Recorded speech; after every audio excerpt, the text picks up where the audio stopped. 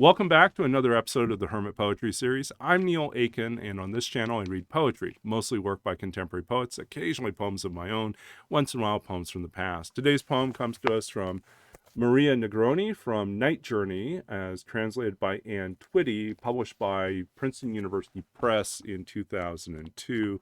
The poem I'm going to read is entitled The Map of Time. The thing I really love both about this collection is that it actually allows us access to the original poem in its Spanish, as well as the English translation.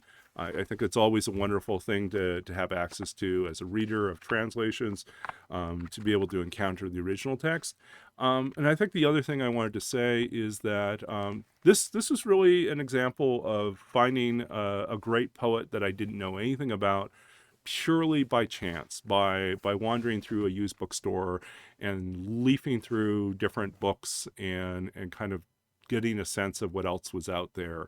And I stumbled upon this book purely by accident and fell in love with the writing. And I hope you feel the same way. There's something really magical about what Maria Negroni does in these poems. So I'm going to read a poem called The Map of Time. The woman in love with the river strolls the deck of a flowing city, premeditated and abstract, like a ballad of streets, so like dancing or burning castles' sorrow. I always wanted to see and be seen foundering. I like to lose myself in electric gardens. The heart does what it will, expands, climbs Plato's stairs, is sometimes blinded by the greed to create. Why are you so sad? Asks a clear-eyed woman, pointing to something.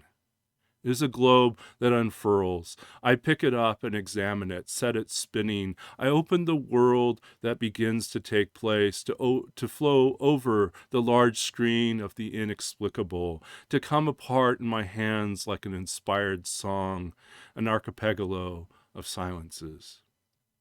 And that was Map of Time by Maria Negroni from Night Journey. I really do think this is a fantastic book, and I do recommend that you check out the description of this video for more information about the book, about the poet Maria Negroni, and more information about this series. And I will try to locate a bio as well for the translator, because I do think it's really important that we also celebrate the work that the translator brings to the table. And it's a complicated, difficult, and sometimes thankless job. But people labor at translation with a great desire to bring what is beautiful in one language over into another language, to expand our access to it. In a small way, I mean, I guess that's what I'm doing here, is I'm translating the written text into something that's spoken, something that's visual, and hopefully allowing a new audience to come in contact with it, a broader audience.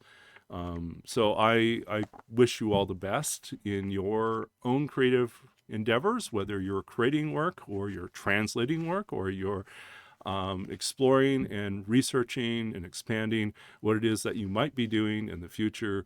All these things, I think, are wonderful ways to be spending our time, living our lives, being engaged with the world and with the lives of those around us, as well as to delve deeply into who we are and what it is that we are doing in this greater, grander experience of existence.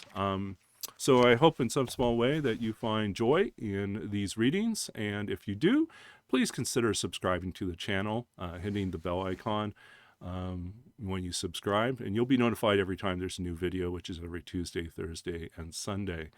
And in general, feel free to engage with me in the comments or send me an email. I'm always interested in hearing from other poets and writers, especially if you are a poet with a book out and you would like to be featured on the series. Just let me know. And we'll see what we can do about figuring out a way to get a copy of your book to me.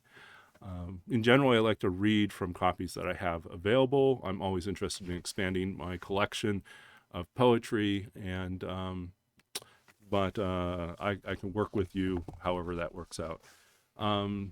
And I'm trying to think if there's anything else. I don't think so. So that's about it for us this time. I'm Neil Aitken. This is the Hermit Poetry Series.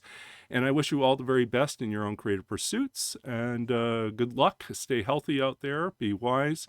and careful, but also be creative and engaged. And I'm grateful for the many ways in which we're able to stay connected, both during the worst of the pandemic and as we are starting to see the light at the end of the tunnel and the opportunities to return to full circulation and connection with others.